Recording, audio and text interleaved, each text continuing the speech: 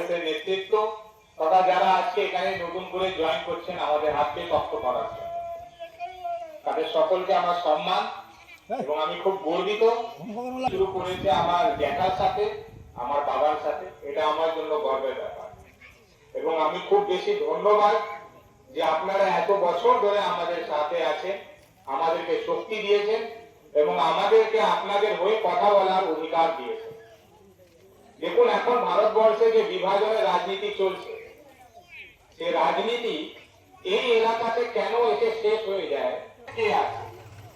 ওয়াসি আমাকে বললো যে আমাদের নেতা যাচ্ছে, তো আমিও জোরে বলে দিলাম আসসালাম আলাইকুম। অবেতা এক সেকেন্ডও না লাগিয়ে, এক সেকেন্ডও দ্বিধাবোধ না করে আমাকে উত্তর দিল ওয়ালাইকুম আসসালাম। চাকুলিয়া থেকে আমাকে আর ভরসদাকে আলাদা করে দেবে, আমার মধ্যে বিভেদ এনে দেবে, এটা সম্ভব? কোনোদিনও সম্ভব না।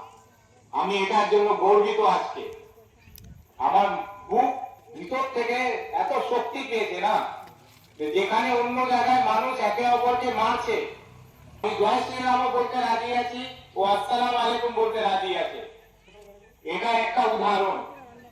এবং এখন যে সরকার পশ্চিমবঙ্গে বিগত কয়েক বছর ধরে রাজ করছে, মায়েদেরকে বোনেদেরকে এসে ভয় দেখায় যে লক্ষ্মী ভান্ডার বন্ধ করে দেবো যদি তুমি অন্য দলকে ভোট দিয়ে দাও, যদি তুমি ভিক্ষারকে ভোট দিয়ে দাও তাহলে লক্ষ্মী ভান্ডার বন্ধ করে দেবো। মা বোনেরা ওদেরকে জিজ্ঞেস করবেন যে 1500 টাকা দিয়ে কি আপনাকে কিনে নিয়েছে? এত বড় আস্পর্ধা ওদের। ওরা এসে ভয় দেখাবে আর আপনারা ভয় পাবেন। সেই মা বোনেরা যারা এতদিন ধরে কষ্ট করে নিজের বাচ্চাদেরকে বড় করেছেন, এটা আমাদের জন্য লজ্জাজনক। আর ওরা চাকুলিয়ার লোক হয়ে কথা বলছে, এটা ওদের জন্য লজ্জাজনক। কোনদিনও এই লোকদেরকে ফাঁসি হতে দেবেন না। এরা দিলাম যে ভোট আপনাকে জোর করে কাউকে দিতে হবে, আমরা ভয় দেখাতে আসেনি, আপনারা ভুল আপনাকে বোঝাতে আসেনি। আমরা আপনার সামনে সঠিক তথ্য রেখে কথা বলতে এসেছি যে আপনি যে রাস্তা দিয়ে যাচ্ছেন সে রাস্তা 2021-এর আগে তৈরি হয়েছে।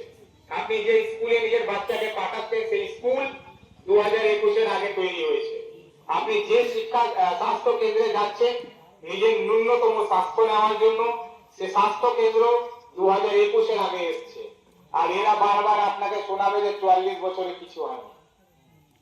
আপনারা প্রমাণ যে 44 বছরে কি হয়েছে, কারণ আপনারা এখানে থেকেছেন, আপনারা এখানে দেখেছেন যে ভাইরা আজকে আমার সমবয়সী, ওরা এখানকার স্কুলে পড়াশোনা করেছে, ওদের বাইরে যেতে হয়নি।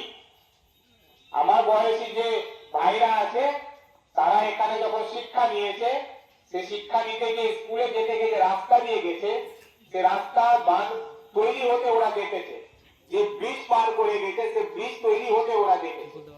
আমরা মিথ্যা কথা বলি না, আমরা দোষারোপ চাপাতে আসি না, কারণ আমরা জানি আমরা কাজ করেছি। আমাদের লড়াই এটাই যে যাতে করে আমার এলাকার মানুষ আবার মাথা উঁচু করে থাকে, কোন পুলিশের ভয়, কোন রাতে অন্ধকারে কোন টিএমসি নেতার কোন ফোনের চাপে নিয়ে যায়, তাহলে যেন ভিক্টর আসার দরকার না পড়ে। আপনারা এক একজন ভিক্টর হয়ে দাঁড়াবেন, রুখে দাঁড়াবেন।